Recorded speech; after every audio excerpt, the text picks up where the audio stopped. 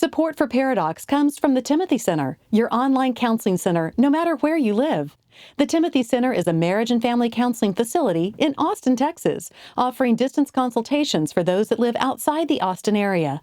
If you have questions and you'd like to consult with Jimmy, Josh, or one of their licensed professionals, visit them at timothycenter.com.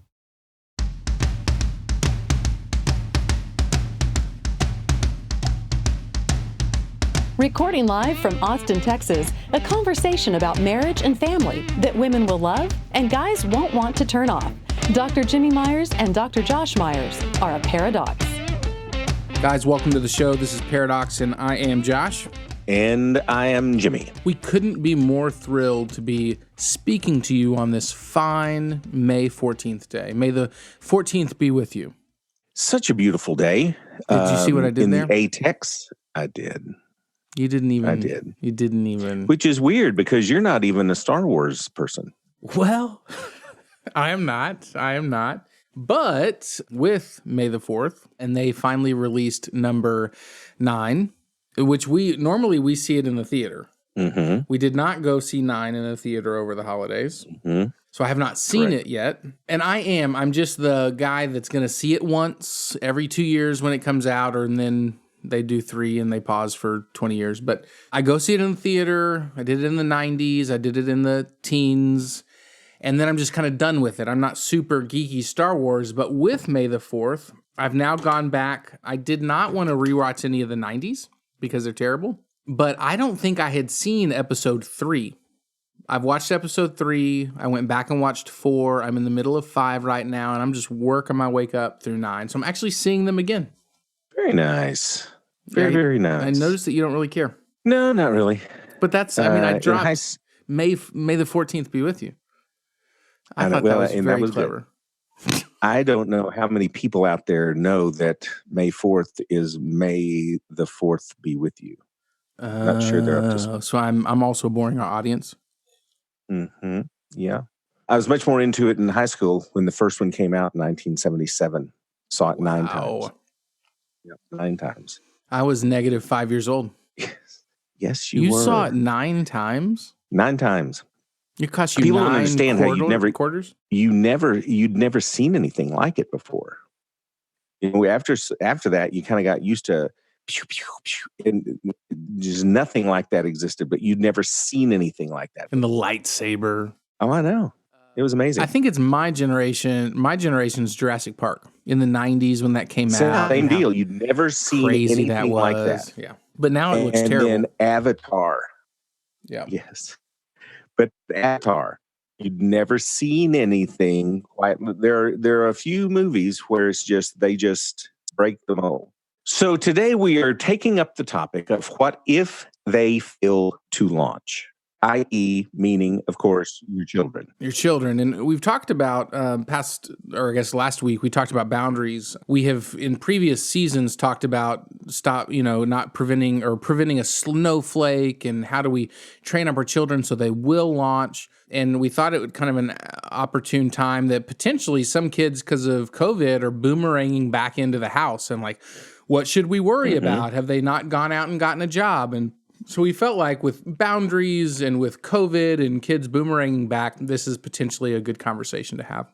Well, I was just sitting with a kid a couple of weeks ago that this exact thing applies to. He's struggling to launch. He's tried college. He's tried a gap year, and to no avail. And he's at his parents' house. He does have a job, but really no plan to leave. And it broke my heart to hear him talk a few weeks ago. He said, I know where I'm at right now in life is not good, and I'm anxious and I'm worried and I'm sad about that. But to think about actually stepping out and getting a better job, getting my own place, that too makes me sad and anxious and, worried. And I'm nervous about that as well. And so it's this catch-22 that he's in. Therefore, he just is rolled over in life. Mm-hmm. And I think in so many ways, that's where these kids are. The kids that failed to launch, they've just had this learned helplessness where they roll over. Absolutely. And I've got a client as well, and she is petrified of graduating this May. As much as she wants to complain about her life and about her family, She's desperate to stay in her room and stay on her computer and remain where she is. But it is a learned helplessness. The problem that failure to launch presents is these are emotionally and functionally handicapped kids. We've talked about preventing it, but we can touch on this again. And please go and get Madeline Levine's book, The Price of Privilege, where when you have helicopter moms. What is a lawnmower parent? Oh, I didn't know if you were going to bring that up. The idea of helicopter mom is that they just hover around. If any trouble comes their way, then they swoop in and they save. Lawnmower parenting is actually going in front of them and clearing a path. Preparing the path. Yes. Okay, good. So whether you are helicopter or lawnmower or using a helicopter upside down in order to mow a lawn, which I guess technically that could occur. No, they can't. Both of those produce a child that does not formulate a sense of self, that I can do this. If we've had to hammer them to do their homework, if we have to hammer them to their hygiene, if we have to hammer if left to their own devices, they would just sit at home. And I don't know why so many of the failure to launches are connected to computer gaming. Yeah. But I would say there's a high correlation there because they have become very successful in Call of Duty Modern Warfare. People want them in their clans to attack the Medusa. Yeah. But I think that they was have Zelda. not learned. Was that what it was? Okay. But they haven't learned any real life skills. They've got skills galore for video gaming or online, in the online world in which they live. But they don't have any real human interactive skills. And so they've come to this point of life transition, and they're wholly unprepared to do that. So much, and we've obviously what we can help and what we can attempt to aid is the parent. So we mostly talk about how parenting kind of creates that, but I do think it's important to mention that a lot of it, or potentially part of it, is cultural. We breed our kids so anxiously. I think of kids that go to a really tough school here in Northwest Austin, where you need a 5, 6 out of 4 points to even sniff the top 10, and they're anxious and they're suicidal, and it's not about social pressures, it's about school. And we have this, you have to succeed, so you have to do well starting in kindergarten to build a college resume and then get into college. And it's all this pressure that you didn't have 100 years ago. You just kind of grew up and tilled the land. It's the best example I can come up with. That'll work. But I think our culture breeds this in, and then it's like, well, now I'm kind of freaked out, and so I just want to sit, and I don't want to try because I fear that I won't be quote-unquote successful. So yes, culture plays in. Yes, and when you combine culture to many parents that are, you got to do this to get into a good school, you got to. You didn't put in enough effort on this project, you did. Well, and then it comes time that what my parents have been telling me that I must prepare for with years of hard work is upon me. Yep. And there's a lot of pressure societally, familially. And to tell you the truth, some of these kids, they apply the pressure themselves, wanting to please and needing to succeed, not just wanting to. So solutions. We do want to talk, some practical things, but keep in mind, that if you have a future 18-year-old in your home right now, parenting is an 18-year process of deparenting. It's been said that when they're little, we are hands-on supervisors. When they're teenagers, we become managers. And then when they leave our homes, we become consultants. And when they're young, we go from literally wiping poop off of their buttocks and shoveling food down their gullet to, in only 18 years, waving goodbye to this quasi adult. Can I tell you a poop story real quick? Oh, yeah, please. This happened to me a few days ago. We have a 2-year-old still in diapers. We like to wean them prior to them turning 3, so we have a little bit of time. Anyway, in the middle of the night, when I kind of wake up and I can't go back to sleep, I walk, into the kids and I'll check them, and Sam smelled like poop. And I've always, now we've been parents for 7 years, I've always used the technique in the middle of the night to stick my finger in the diaper rather than turn on a light. And you would have think after 7 years, I would have learned that that's not a good idea. Because you pull back a poop finger. And I told Sammy that the next morning, and he still brings it up and just laughs and laughs at his daddy. About your poop finger? Yes, he had his poop on my finger. Anyway, yes, we literally change diapers in the middle of the night when they are 2 years old, and we are hands-on supervisors. Yeah, so we go from total control to then having very, very little control.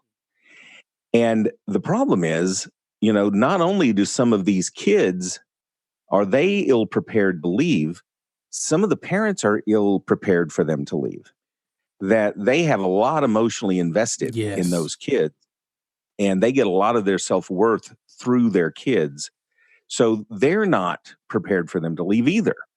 And so there hasn't been this, because really all of childhood is preparing them to leave. Yep. That's what we're doing. And that is exactly my first point with the solution. If you have a failure to launch kid, you've got to begin, because it's probably not began yet, you've got to begin the process of mourning the loss of your child and accept him or her as an adult.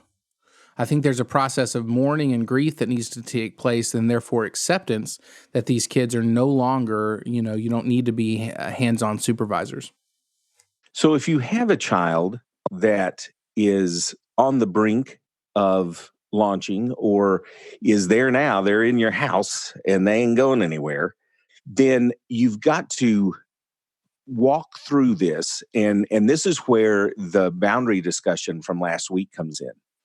There has to be clear. And if you've listened to us long at all, my feelings on, written agreements. And there needs to be a clear written agreement about what staying here in this house means and what that entails, what the privileges will be and what the responsibilities will be. And then the trick is holding to it. And if you can talk, great. In a lot of these situations, you can't. And so bringing someone else in, it can be a good thing, because if you're, a lot of times you're going to fall back into probably what was some pretty negative, dysfunctional communication patterns, and you want the kid to hear what you're saying. So possibly bringing in what the kid perceives as this neutral third party can be helpful in this regard.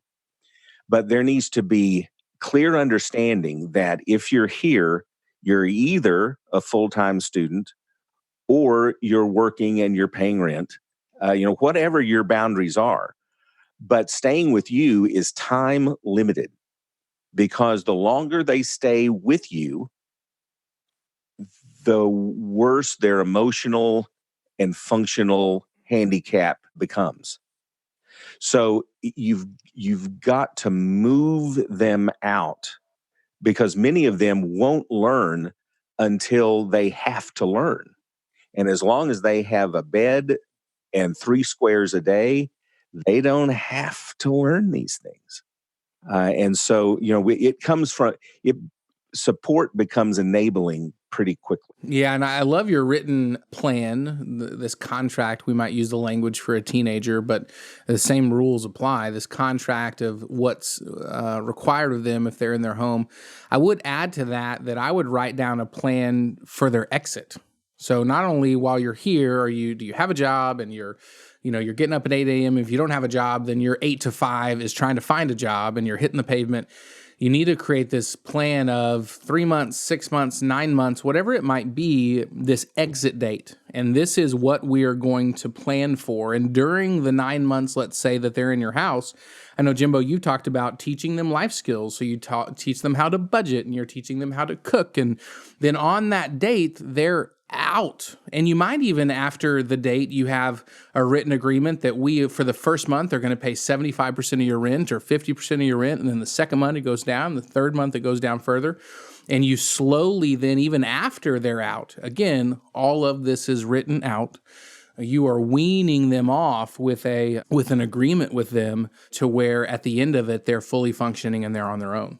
And I know that what feeds into the parents' anxiety is, oh my gosh, if we quote unquote kick them out, they're going to just fall in with drug users. They're going to be homeless. Their life is going to spiral downward. Yes, that's a possibility. There's no way for that not to be a possibility. That could be a possibility if they went to Harvard as well. I mean, it's a possibility. Yeah. It's not a probability, Yep. but it's a possibility. And it goes back to paving the way for the child. There comes a time where that child must succeed or fail on their own. And when they reach adulthood, that is the time for them to succeed on their own. The days of you writing their reports for them and doing their paper mache volcanoes the night before, those days are over. And if they fail, then they simply fail.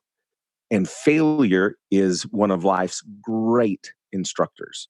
So failure is not even necessarily a bad thing. And what's the opposite? Like these kids that aren't forced, that a plan is not created for them, that aren't forced to get out of the house, even with some aid after they're out of the house. These kids that are not, their hands are not forced, they stay. They simply sit. And that creates more tension within y'all's relationship as parent and child. Like so I know it's scary to launch them and will they succeed or will they fail? Like that question is really, really important and that is scary. But the opposite of them staying is almost more scary. I mean, they become crippled in their lack of functionality. Several years ago, I had what was sort of an elderly lady. Not elderly, but she was upper middle age, and with a 32-year-old son. And she came in because he wouldn't get or keep a job, and he would just cuss at her and wouldn't clean up and would scream at her because she was a single mom. I think she was a widow, and she just didn't know what to do. 32. This young man was a 32-year-old, 12-year-old, still in his room, still playing video games during the day. As you were talking, what came to my mind is a talk that we've given on the show before. Grace ceases to be grace if it occurs too often. That kid, Grace, it actually becomes an expectation. And so this mom feels like she's being loving to this 32-year-old. But now if he has her stuck, if she doesn't do everything at his whim and meet every expectation this kid has because she believes she's being gracious, he believes it's now an expectation, which is then producing this anger for this kid towards the mom. I say kid, right? 32. That's not reality. That's not reality. People don't just kowtow to your every whim. Again, how does he function in society with this expectation that I get what I want and I certainly get what I demand? The rest of the world is going to look at him like he has three heads because that he is destined to be just a train wreck. So preparing them to leave, giving a written expectation of what that departure is going to look like. And what might agreement be on the other end, right? If you're helping them a little bit, but getting it in writing. But finally, I think the biggest point is like, you got to get them out of the house. Period. Their stuff goes on the curb at a certain date. And It has to happen. The parent is scared to death, but it has to happen. And we see a lot, and very quickly, we see a lot of parents that are in disagreement. One thinks you're an ogre for putting his stuff on the 32-year-old stuff on the porch. And the other thinks, well, you're the reason he's this way. And so you get a lot of conflict when you have which is one of the things that produces one of these kids, is parents not being on the same page about what is loving. Remember, Jesus looked at the rich young ruler, loved him, and said, go sell everything you have and let him walk away.